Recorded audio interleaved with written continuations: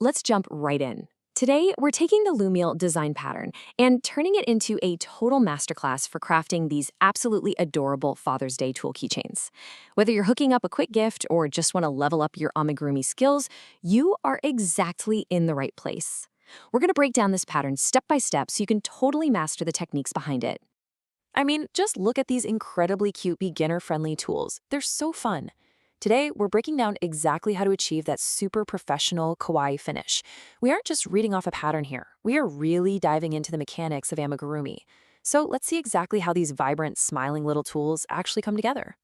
Here's our game plan for today. We're looking at the crafting blueprint, shaping those unique tool heads, perfecting our stuffing, secure assembly and whip stitching, and finally, adding those cute kawaii facial details.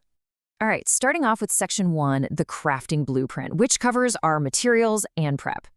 You know, the foundation of any solid amigurumi project is the yarn and the hook. You're going to need DK weight yarns, so light worsted, in vibrant colors like tomato red, slate blue, sunflower yellow, plus a couple of gray tones. Now pay attention to the hook size here. We're using a 2.5mm hook. This is intentionally small for DK yarn, and that's because it creates a really tight tension. That is absolutely crucial so your stuffing doesn't peek through the stitches later on. You'll also need some 4mm safety eyes, polyester fiber fill, and just a basic grasp of standard US abbreviations. You know, things like single crochet, magic ring, and invisible decreases. Moving right along to section 2, shaping unique tool heads, specifically the claw, jaw, and tip. We're going to look at 3 specific techniques you can absolutely carry into countless other projects. Let's start with the hammer's tapered claw. Getting this shape right can definitely feel a bit daunting for beginners, but the secret is entirely in round 14. You're going to execute 5 continuous decreases.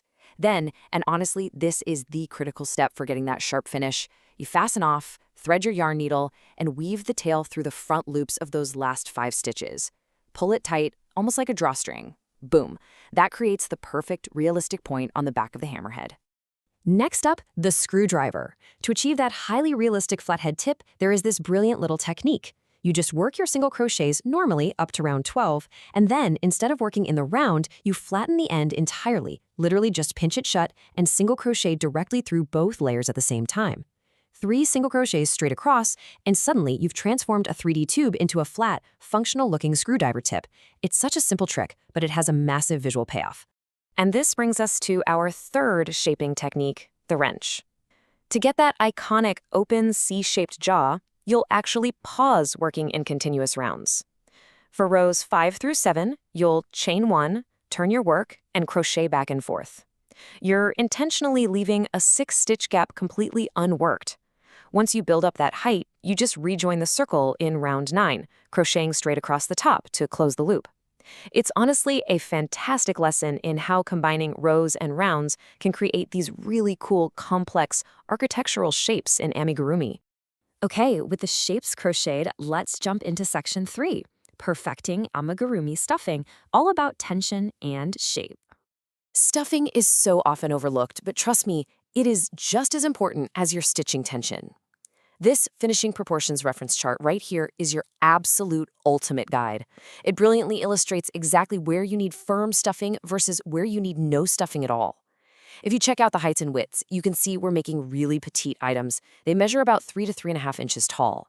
When dealing with pieces this tiny, exactly where you place that fiber fill dictates the entire final outcome. Notice the stark contrast here.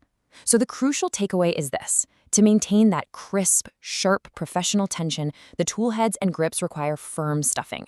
You really want to massage that stuffing into the corners of the hammerhead and the rounded curves of the screwdriver grip. But, and here's where so many beginners make a huge mistake, the slender handles and shafts use absolutely 0 stuffing. Seriously, none. If you try to force stuffing into that tiny 1cm screwdriver shaft, it's just going to stretch your stitches, ruin your tension, and make the whole piece look lumpy instead of crisp. So trust the chart on this one, leave those handles empty. Our pieces are correctly stuffed and ready to go, which brings us to section 4, secure assembly and whip stitching. This is the magic moment where your individual pieces actually turn into tools. For the hammer, precise placement is key. You want to center the open end of the handle perfectly under the head, right between the front striking face and the back claw. Definitely use pins to hold it in place before you start sewing. Then, using that long 15-centimeter charcoal yarn tail you left earlier, use a whip stitch method. You do this by simply passing your yarn needle through the final round of the handle, catching a stitch on the underside of the red hammerhead, and pulling tight. Go all the way around to attach it securely so it can actually withstand being tossed around on a set of car keys. Now, let's see how this exact same technique applies to the other tools. You're going to use this secure sewing technique on the screwdriver too.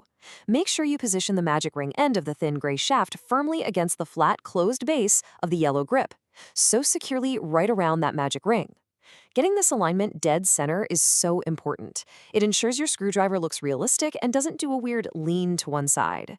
And finally, the best part, Section 5, adding kawaii facial details and bringing our tools to life. The kawaii aesthetic is all about bringing inanimate objects to life with cute, simple expressions. Using your black embroidery floss, you'll stitch the specific mouth shapes listed right here. The hammer gets a cute upward curve, the wrench gets a slightly wider curved smile, and the screwdriver gets this short horizontal line that gives it a really funny, calm, neutral expression. But you guys, the true secret to the kawaii look is the blush. Just lightly dab on a little pink blush powder. Honestly, real makeup works great for this, just under the eyes for those adorable cheeks. After that, cleanly attach your 25mm keychain rings by looping them directly through the top magic rings of each tool. Oh, and whatever you do, don't forget this fantastic little detail on the wrench. Thread a needle with some charcoal yarn and work 6 to 8 horizontal surface stitches, stacking them vertically right at the base of the lower jaw. This creates a surprisingly realistic little adjustment bolt. It's honestly these tiny contrasting details that elevate your work from looking like a basic toy to a polished, professional, handcrafted piece. All right, after everything is assembled and those faces are embroidered, you have one last vital step.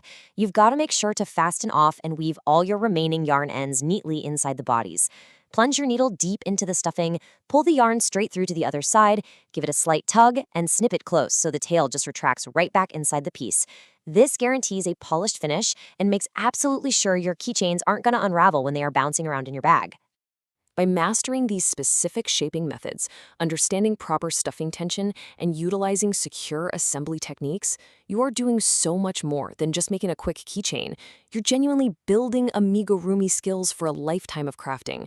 Once you realize how a simple stitch trick can breathe life and personality into a little handful of yarn, the possibilities are literally limitless. So, armed with this masterclass knowledge, what inanimate objects will you bring to life next?